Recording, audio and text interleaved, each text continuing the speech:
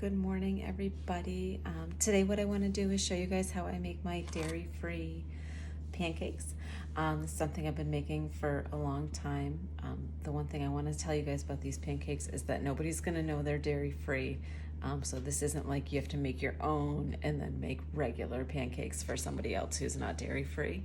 This recipe is going to give you a product that's absolutely delicious, and I'm gonna tell you, I'm just gonna say, I think that it's gonna be better than any pancakes you could ever even get at a restaurant, even if those have butter and milk and eggs. It's just such a classic, simple recipe, and I'm posting it here because, like I said, when I make them for my son, I also have other people craving them, asking me to make them weekend after weekend. Okay, so here are the ingredients that I use. So you can see we just have some sugar, very important, salt, baking powder, flour.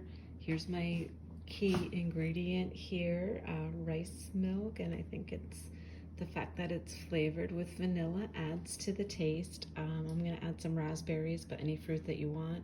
And then Smart Balance. I know some people choose not to use a product like this, and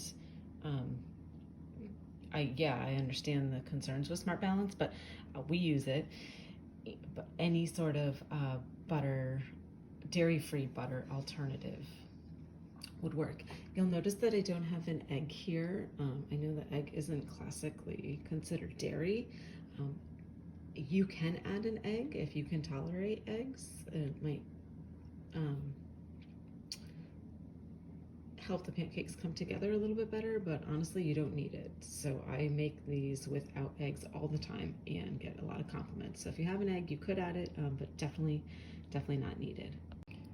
And I just added 1 cup of the rice milk. I'm gonna mix it and then see if we might need to add a little bit more.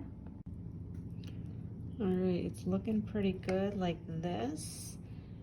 As the pan warms up, if it gets a little bit too thick, I would go ahead and add a little bit more rice milk, just a splash or two. But I'm gonna go ahead and mix the berries. I think the water from the berries will thin it out a little bit and it'll be perfect. Okay, so this is really the consistency that you're going for. I did add about I would say about half a tablespoon more of rice milk to get it to this consistency. Okay, they're on the griddle. So I used the Smart Balance to grease the pan. I'm gonna let them bubble through, and then flip them once I see a lot of bubbles. Okay, you guys can see that they're starting to bubble through. I'm still gonna wait a little bit. I think, with the first pancakes on the pan, you gotta wait a little bit longer. Definitely tempted to flip, but I want them to be a nice even golden brown on the bottom, so I'm gonna wait just a little bit more. Okay, the first 4 are done. I put the second 4 on the pan. I did notice that while the batter was sitting there, we were waiting for the others to cook, it did get a little bit thick, so I added about half a tablespoon more of rice milk to thin it out a little bit. Okay, so I can see the second ones are bubbling up really quick. I feel like that always happens with pancakes. The second ones cook much faster than the first, the second batch.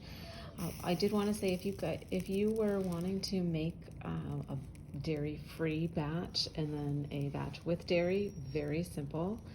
All you would do is replace the rice milk with regular milk, and then same with the butter. So same thing, 5 tablespoons of regular butter, and then 1 cup of cow's milk, and you would get a great tasting pancake too. And then also, if you wanted to add that egg, I would recommend just adding 1 egg.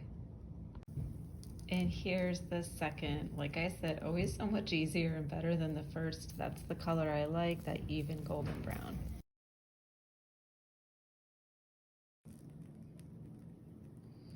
Okay, and then here is the third batch. I can tell I'm probably still gonna get about 3 more pancakes, and if I need more for the family, I'll just whip them up. You guys saw how easy it was. I'll put the recipe for the pancakes, the dairy-free pancakes, in the description of this video.